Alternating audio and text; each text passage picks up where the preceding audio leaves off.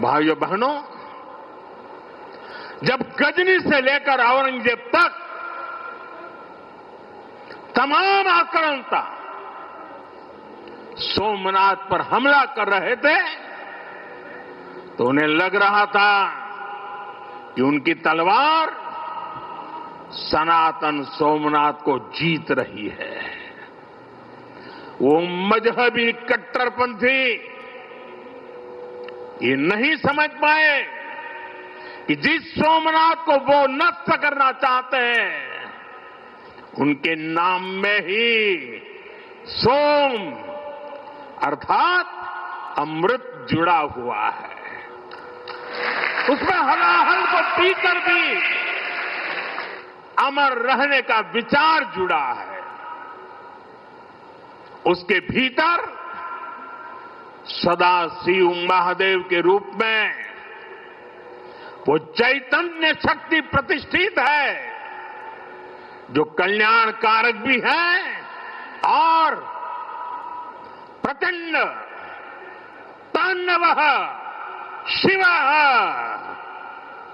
ये शक्ति का स्रोत भी है। भाइयों बहनों, सोमनाथ में विराजमान महादेव, उनका एक नाम मृत्युंजय भी है। मृत्युंजय, जिसने मृत्यु को जीत लिया हो, जो स्वयं काल स्वरूप है। यतो जायते पाल्यते येन विश्वम तमीस भजे लियते यत्र विश्वम। अर्थात ये सृष्टि उन्हीं से उत्पन्न होती है, उन्हीं में लय हो जाती है। हम मानते हैं त्वमेको जगत व्यापको विश्व रूप,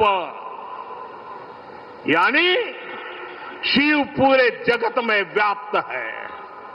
इसलिए इस हम कण कण कंकड़ कंकड़ में भी उस शंकर को देखते हैं।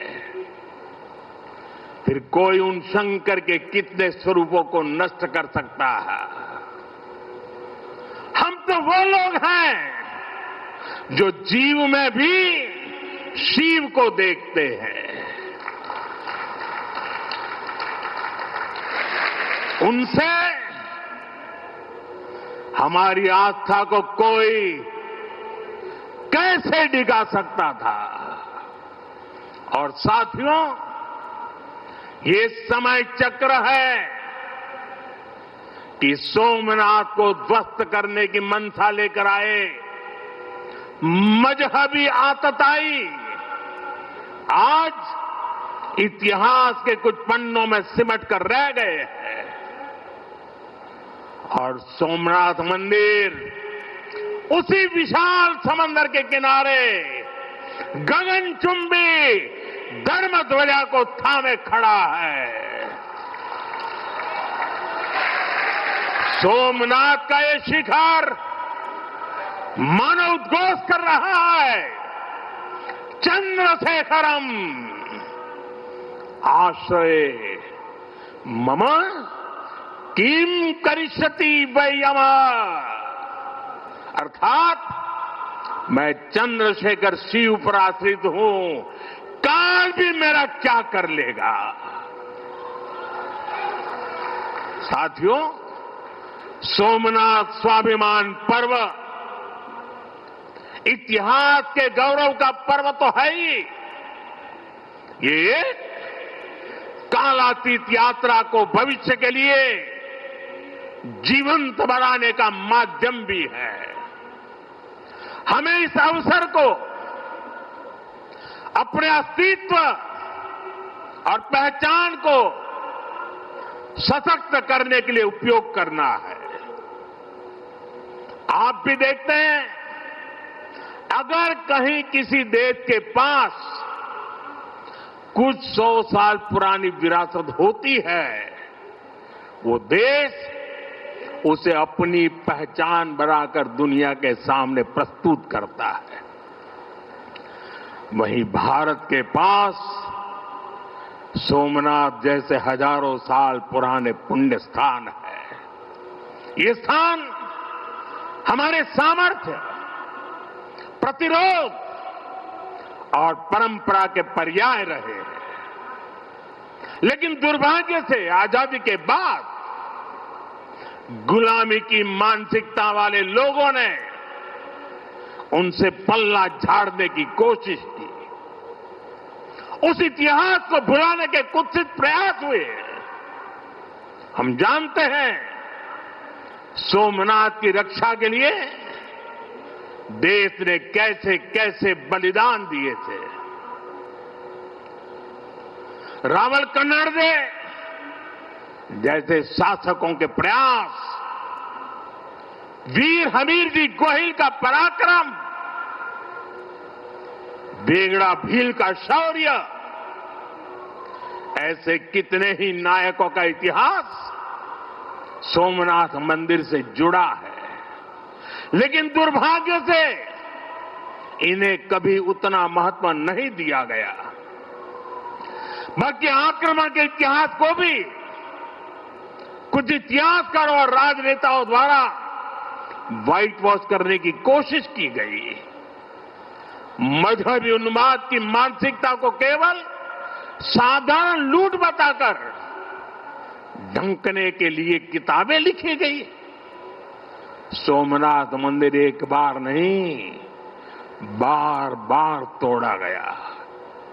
अगर सोमनाथ पर आक्रमण केवल आर्थिक लूट के लिए हुए होते तो 1000 साल पूर्व पहली बड़ी लूट के बाद रुक गए होते। लेकिन ऐसा नहीं हुआ। सोमनाथ के पवित्र विग्रह को तोड़ा गया।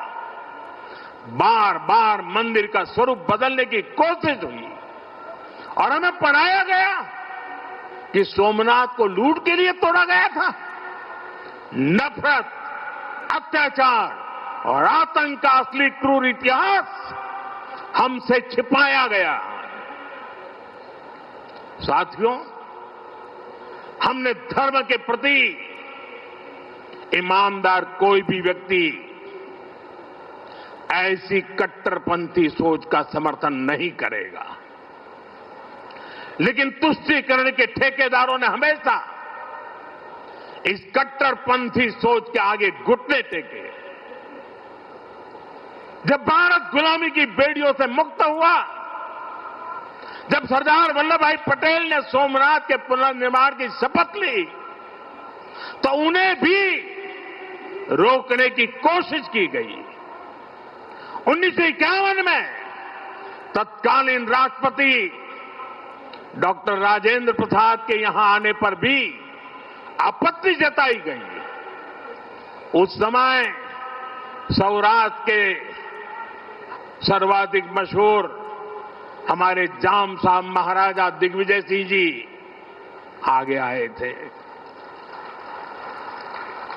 भूमि अधिग्रहण से लेकर सुरक्षा व्यवस्था तक उन्होंने राष्ट्रीय गौरव को सबसे ऊपर रखा था।